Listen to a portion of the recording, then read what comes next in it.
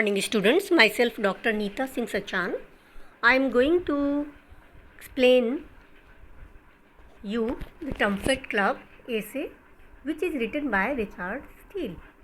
So before explaining the essay, I'll give some glimpse about the author which you are seeing here. Richard Steele was born in Dublin on 12th March 1672. 1672 12th मार्च को इनका जन्म Dublin में हुआ था and his early education he got in Charterhouse and Christ College. After that for higher education he went to Merton College Oxford, but without taking any degree he came out from that Oxford College, and in 1709 he started the Tadler, that is periodical इन्होंने publish करना start किया. whose first number was published in on 12th April 1709. ये periodicals 1709 12th अप्रैल को publish हुआ था और ये टैडलर once और ट्वाइस इन ए वीक में पब्लिश होता था, इसीलिए इसको पीरियोडिकल जनरल कहते हैं. इनके एक फ्रेंड थे रिचर्ड स्टील के, Joseph Addison, who was a contemporary of Richard Steele. ये कंटेम्प्रेरी मीन्स उनके समकालीन, उन्हीं के टाइम में ये थे जिन्होंने इस टैडलर पीरियोडिकल में कुछ स्टोरीज़, एसेस, कुछ उन्होंने भी कंट्रीब्यूट किए थे. एंड रिचर्ड स्टील ने नेक्स्ट पीरियोडिकल पब्लिश करना स्टार्ट किया, Spectator, that was published in 1st March 1711. This was very famous and popular periodical, and in this periodical only Spectator, this present essay the Trumpet Club was published. His style is very natural, बहुत ही natural tone में लिखते थे, spontaneous धारा प्रवाह लिखते थे. और ये जो ऐसे है trumpet club, it is totally imaginary ऐसे, ये कहीं भी ऐसा हुआ नहीं है, बट वहाँ लंदन में उस टाइम 18th सेंचुरी के टाइम इन क्लब का बहुत ज़्यादा प्रचलन था. तो इन्होंने एक इमेजिन किया कि एक ट्रम्पेट क्लब है जिसके कि 5 मेंबर्स हैं, वो मेंबर्स किस तरह के हैं उनका इन्होंने डिस्क्रिप्शन अपने इस ऐसे में किया है. तो हम इस ऐसे को अब यहाँ से स्टार्ट करते हैं. After having applied my mind with more than ordinary attention to my studies, कह रहे हैं कि मैं अपने मस्तिष्क को ज़्यादा अटेंशन देने के बावजूद कि मैं स्टडी करूं रात में सोने से पहले, it is my usual custom, ये मेरा कस्टम था, मेरी हैबिट थी कि मैं रिलैक्स करूं and unbend, it is the conversation of such और rather easy than shining companions. कह रहे हैं कि मेरी हैबिट थी कि मैं रात में सोने से पहले अपने आप को मेंटली रिलैक्स करता था, जो बहुत ही इजी, बहुत ही जल, बहुत ही बोरी और शाइनिंग कंपेनियंस की अपेक्षाकृत बहुत ही इजी कंपेनियन से कन्वर्सेशन करना पसंद करता था. दिस इज़ माई हैबिट, ऐसा रिचर्ड स्टील कह रहे हैं. This I find particularly necessary for me before I retire to rest. Particular, it is very essential for the Richard Steele before he going to take rest to sleep in the bed, he used to have conversation with such a very easy companions. अपने easy companion से बातचीत करते थे. In order to draw my slumber means light sleep, बहुत ही अच्छी sound sleep के लिए upon me my degrees and fall asleep insensible, बहुत ही अच्छी नींद, साउंड स्लीप के लिए मैं इन अपने इजी कंपेनियन से सोने से पहले बातचीत करता था. This is the particular use I make of set up heavy honest man. कह रहा है मैं हैवी ऑनेस्ट मैन से बात करना पसंद नहीं करता था, मोर इंटेलिजेंट लोगों से बात करना पसंद नहीं करता था, क्योंकि उसके लिए मुझे अपनी इंटेलिजेंसी, अपने माइंड को इमेजिन करना पड़ता था, माइंड में ज़्यादा थॉट्स आते थे जिससे कि स्ट्रेस आता था. सो मैं with whom I have passed many hours, ऐसे सिंपल, ऑनेस्ट और डल लोगों के साथ मैं बहुत घंटे, मैनी आवर्स तक शाम को बातचीत करता था with much indolence. Indolence means laziness, dull, laziness people, जो बोरिंग पीपल थे, ऐसे लोगों से बात करता था.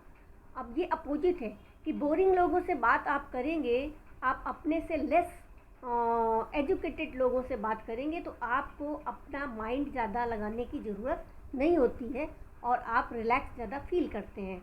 दो नॉट विथ ग्रेट प्लेजर, और कह रहा है कि मुझे, हालांकि उसमें ज़्यादा प्लेजर नहीं मिलता था मुझे, लेकिन हाई थॉट्स नहीं लगाने पड़ते थे, मुझे इमेजिन नहीं करना पड़ता था, और मेरे ये स्लम्बर के लिए, मेरे लाइट साउंड स्लीप के लिए, इनसेंसिबल स्लीप के लिए, जिसमें साउंड स्लीप के लिए ये मेरे लिए बहुत ही यूजफुल था. क्या? उन इजी कंपेनियन से बातचीत करना सोने से पहले. This conversation is a kind of preparative for sleep. ये जो मैं उन डल, लेजीनेस पीपल या बोरिंग पीपल या जो कॉमन, सिंपल, इजी पीपल से बात करता था सोने से पहले, तो ये मेरे लिए जो कन्वर्सेशन था उन लोगों से, वो एक तरह की स्लीप के लिए प्रिपरेशन था. It takes, isn't it, it takes the mind down. इससे क्या होता था, मेरा जो मस्तिष्क था, मुझे सोचना नहीं पड़ता था, डाउन हो जाता था, काम हो जाता था. फ्रॉम इट्स एब्स्ट्रैक्शंस, जो भी एब्स्ट्रैक्शंस थे वो नहीं आते थे. And leads it into the familiar traces of thought, और मेरे जो थॉट्स थे वो बहुत ही अच्छे से शांत हो जाते थे. And lulls, lulls means soothing, आराम मुझे मिलता था. It into the state of tranquillity, tranquillity, शांति मिलती थी, और मैं उन लोगों से कन्वर्सेशन करके ट्रैंक्विलिटी के स्टेट में आरामदायक पूर्वक पहुंच जाता था. Which is the condition of thinking man. और एक thinking as a writer, Richard Steele was a thinker. So कह रहा है थिंकिंग मैन के लिए शांतिपूर्वक कंडीशन लाना बहुत ज़रूरी था. And when he is but half awake, जब मैं आधा जगा हुआ होता था और इन लोगों से कन्वर्सेशन कर रहा होता था, तो मेरी कंडीशन बहुत अच्छी हो जाती थी. After this my reader will not be surprised to hear the account which I am about to give of the club of my own contemporaries. अब कह रहा है कि इसलिए मैं अपने पाठकों से, जैसे हम लोग जो रिचर्ड स्टील का ये ऐसे ट्रम्पेट क्लब पढ़ रहे हैं, तो कह रहा है जो मेरे रीडर्स हैं उनको भी बहुत आश्चर्य नहीं होगा ये सुन करके कि जो मेरा अकाउंट है, अकाउंट मीन्स डिस्क्रिप्शन जो मैं देने जा रहा हूँ, ये डिस्क्रिप्शन जो मैं अपने क्लब, ट्रम्पेट क्लब के बारे में बताने जा रहा हूँ, वो डिस्क्रिप्शन मेरे ही कंटेम्प्रेरीज का है, मीन्स मेरे ही समकालीन लोगों का है. among whom I pass 2 or 3 hours every evening. In trumpet club के जो मेंबर्स थे, जिनसे मैं डेली शाम को 2 या 3 घंटे बैठ करके बात करता था, उसके बाद ही सोने के लिए जाता था. तो सोने से पहले आफ्टर डिनर ये लोग क्लब में जा कर के गपियाते हैं, तो उस गप्पों से उन बोरिंग या लेजी या कॉमन पीपल से बात करके उसको इतना अच्छा लगता था, जिसका डिस्क्रिप्शन वो हमें इस लेसन, इस एसेस में देगा. Now he is going to start about his account. This I look upon as taking my first nap before I go to bed. करा सोने से पहले, अपने बिस्तर में जाने से पहले मुझे हल्की सी नैप आती थी. द ट्रूथ ऑफ इट, और उसकी सच्चाई ये थी कि उसको नैप क्यों आती थी. I should think myself unjust to posterity. कह रहा है कि मैं, ये बिल्कुल सच है और मैं ये बताना चाहूँगा, अदरवाइज अगर नहीं बताऊँगा तो मैं सोचूंगा कि मैं ये अनजस्ट कर रहा हूँ, मैं ये अनफेयर कर रहा हूँ, मैं ये ठीक नहीं कर रहा हूँ अपनी पॉस्टेरिटी के लिए. पॉस्टेरिटी का मतलब है यहाँ पर फ्यूचर जनरेशन, आने वाली जो हमारी पीढ़ी है, उन लोगों के साथ मैं अनजस्ट कर रहा हूँ. As well as not only with the posterity but the society of the trumpet कह रहा है कि और मैं उस समाज के लिए भी अनजस्ट अनफेयर कर रहा हूँ at the trumpet of which I am a member, जिस ट्रम्पेट क्लब का मैं मेंबर हूँ। Didn't I in some part of my writings give an account of the persons among whom I have passed almost sixth part of my time for these last 40 years। कह रहा है कि मैं इस trumpet का जो कि एक मेंबर हूँ उनको उनका डिस्क्रिप्शन अपनी राइटिंग्स में देने जा रहा हूँ, जिन मेंबर्स के साथ में मैंने लास्ट 40 इयर्स में अपना सिक्स्थ पार्ट व्यतीत किया है, पास किया है, उनका डिस्क्रिप्शन मैं आप लोगों को या अपनी पोस्टेरिटी को, फ्यूचर जनरेशन को दूंगा। Our club consisted originally of 15। कह रहा है मेरा जो क्लब था उसमें originally at the starting time 15 members हुआ करते थे, but partly by the severity of law of arbitrary,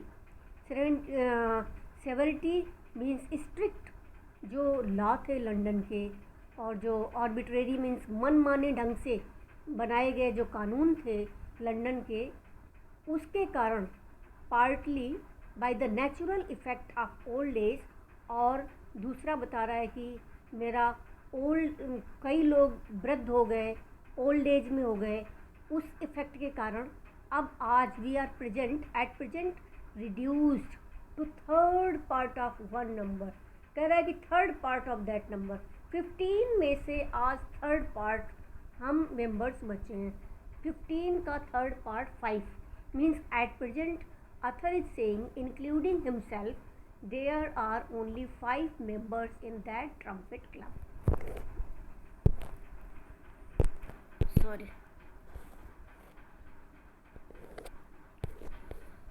in which however we have this consolation,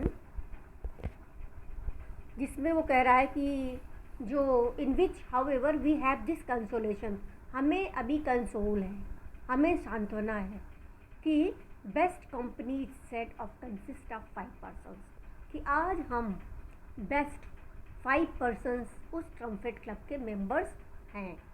I must confess, और मैं कन्फेस करता हूँ, एक्सेप्ट करता हूँ कि beside the aforementioned benefit which I meet with in the conversation of this select society, ये जो trumpet club की सोसाइटी है उससे मैं जो कन्वर्सेशन करता हूँ उसके जो बेनिफिट्स हैं, I am not the less pleased. मैं आज बहुत खुश हूँ उनसे कन्वर्सेशन करके।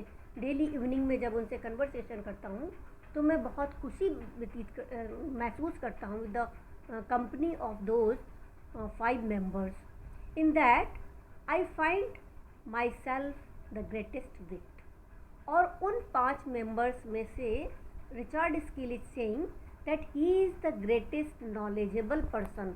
greatest wit, सबसे ज़्यादा नॉलेज रिचर्ड स्टील में ही है, यही सबसे होशियार और अधिक बुद्धिमान व्यक्ति है among them, and am heard as their oracle। और मुझे माना जाता है कि मैं उनका ओराकल हूँ। Oracle mean source of wisdom.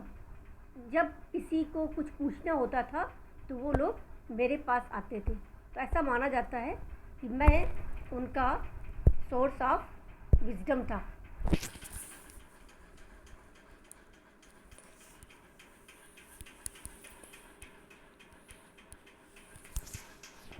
Yes, Oracle in all points of learning and difficulty.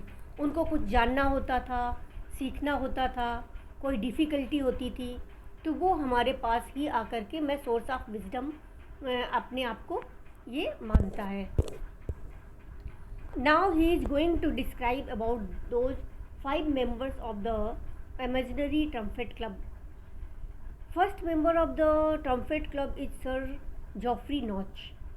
He is saying कि Geoffrey Notch who is the oldest of the club, club के सबसे वृद्ध ओल्डेस्ट पर्सन थे, and he has been the position of the right hand chair time. और ये हमेशा right hand, वहाँ जो 5 मेंबर्स बैठते थे ये हमेशा राइट हैंड चेयर में बैठते थे, time out of mind, and is the only man among us that has the liberty to steering of the fire. वहाँ पर जो फायर जलती थी, आग जलती थी, सर्दियों में शाम को बैठते थे गप लगाने के लिए, तो वहाँ आग जलती थी, और उस आग को स्टायर करने के लिए, हिलाने के लिए या और लकड़ी डालने में की लिबर्टी सिर्फ जोसेफ नॉच को थी। And this our foreman is the gentleman of an ancient family. ये एंशियंट फैमिली के बहुत ही जेंटलमैन थे। Foreman means chief member of that gentleman ancient society, and that came to the great state, जो कि बहुत ही ग्रेट स्टेट का मतलब है यहाँ पर संपत्ति, बहुत ही वेल्दी फैमिली को बिलोंग करते थे। Some years before he had discretion we can say बुद्धिमान, बहुत ही इंटेलेक्ट इनके पास था, but run it out of hounds. इन्होंने सारा अपना इंटेलेक्ट और अपना सारा स्टेट, अपनी संपत्ति को हाउंड्स मीन्स कुत्तों के झुंड में, हॉर्सेस को खरीदने में या कॉक फाइटिंग में, मुर्गों को लड़ाने में सारा पैसा व्यतीत कर दिया था। For which reason he looks upon himself as an honest, और इस कारण वो मानते थे कि उन्होंने अपनी जो लाइफ व्यतीत की है वो बहुत ही ऑनेस्ट और जेंटलमैन के रूप में व्यतीत की है। And who has had misfortune, से कहते हैं कि मेरे लिए ये दुनिया कुछ मिसफॉर्चून्स रही है, अनलकी रही है ये दुनिया, जिससे कि मैं और ज़्यादा कुछ नहीं कर पाया। He calls every thriving man a pitiful upstart. वो कहते हैं कि जो थ्राइविंग मीन सक्सेसफुल मैन होता है, हर सक्सेसफुल मैन जो होता है उसका एक अप स्टार्ट होता है, मीन्स अचानक पोजीशन मिल जाती है। ऐसा ही कुछ मेरे साथ रहा। मेरे पास बहुत स्टेट होने के बावजूद भी मैंने अपनी पूरी लाइफ बहुत ही ऑनेस्टी और लॉयल्टी जी है, ऐसा इनका मानना है।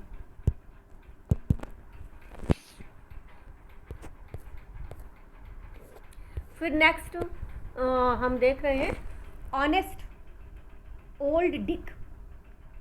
Reptile is the third of our society.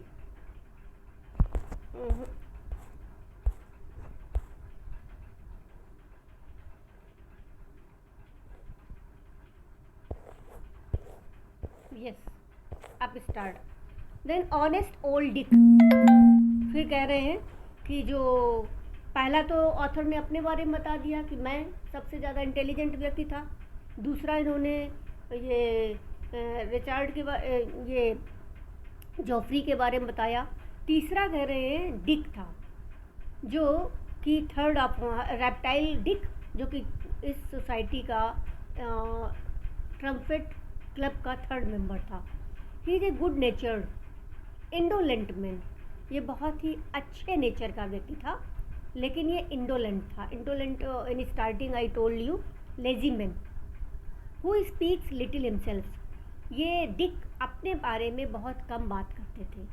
Laughs eight our jokes, लेकिन जब भी हम लोग जोक कोई सुनाते थे उसमें बहुत ठाका लगा करके हंसते थे। And brings his young nephew along with him, and he also carry, वो अपने साथ अपने यंग नेफ्यू को भी लेकर के आया करते थे, और वो उनका यंग नेफ्यू अभी 18 ईयर्स ओल्ड था।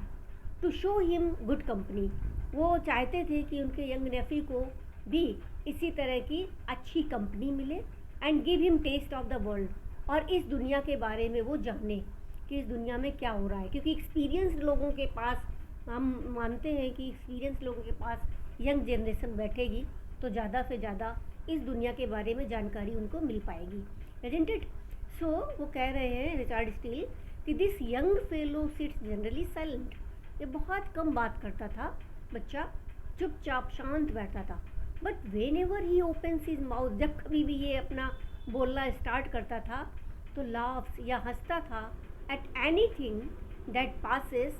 He is constantly told by his uncle, तो उसको लगातार उसके अंकल उसको आफ्टर ए जैकुलर मैनर में उसको बोलते थे, hey Jack you young man, think us fools, कि तुम जैक मुझे क्या बेवकूफ़ समझते हो, but we old man know you are, लेकिन हम ओल्ड व्यक्ति ये समझते हैं कि तुम बेवकूफ़ हो। ऐसा उसके चाचा हमेशा उसको बोलते थे। The greatest wit of our company next to myself is the bachelor of the neighbouring inn. वो कह रहा है कि नेक्स्ट जो हमारी कंपनी में 4th पर्सन था क्लब का मेंबर, वो था बेंचर। बेंचर मीन्स लॉयर, वकील, और ये वकील नेबरिंग इन में ही रहता था। वो इज इन द यूथ, जो कि अपनी यंग अवस्था में frequented to go to ordinaries. Ordinaries means hotels में जाया करता था, जो कि चार्जिंग क्रॉस में ही थे। And pretend to have been intimated with Jack Ogle, और वो ऐसा प्रिटेंड करता था कि वो जैक ओगल को बहुत ज़्यादा जानता है। जैक ओगल मीन्स पैसे के लिए जो गेम खेले जाते हैं, उन जैक ओगल के बारे में, गैम्बलिंग के बारे में, जैक ओगल के बारे में, पैसे के लिए गेम्स जो खेले जाते हैं उनके बारे में बहुत इसको जानकारी है, इंटीमेटेड है, फैमिलियर है। He has about the 10 distichs of the Hudibras without book. वो कह रहा है कि उसके पास 10 डिचेज हैं। डिचेज मीन्स वर्सेस, कपलेट्स, दोहे, फ्रेजेस, ऐसे 10 डिचेज इसको याद थे जो कि ह्यूडिब्रास में लिखे गए थे। And never leaves the club till he is applied them all, और वो क्लब छोड़ने से पहले सारे अपने इन दोहों को, इन वर्सेस को, जो कि ह्यूडिब्रास में भी बताए गए हैं, उनको बिना यूज किए, अपने कन्वर्सेशन में बिना यूज किए हुए वो क्लब को नहीं छोड़ता था। If any modern wit be mentioned, अगर कोई मॉडर्न ज्ञान मेंशन किया जाता था, और एनी टाउन फ्रॉलिक, फ्रॉलिक का मतलब है यहाँ मैरीमेंट प्लेस, ऐसा मैरीमेंट प्लेस या इंजॉय एंटरटेनमेंट प्लेस जिसके बारे में बताया जाता था, he shakes his head at the dullness of the present age. तो वो कहता था आज क्या है, आज तो कुछ भी नहीं है, डलनेस है। पहले देखो कैसे मैरीमेंट के प्लेस हुआ करते थे, कैसे होटल्स हुआ करते थे, और वो उनमें सारे अपने वर्सेस और कपलेट्स को यूज करते हुए बहुत अच्छे ढंग से उन क्लब की जान ला देता था। क्लब में सब लाइव हो जाते थे। And tells us a story of Jack Ogle, और वो फिर अपने जैक ओगल्स, पैसों के लिए जो खेलने वाले गेम्स थे, इर्द गिर्द घूम करके वहीं आ जाता था और उनके बारे में वो बताता था। तो in this way this is first part. हमने हाफ ऐसे अभी कवर किया है, हाफ नेक्स्ट पार्ट में करेंगे, क्योंकि because it is a very big essay, it's not possible to cover within one part. So next we will continue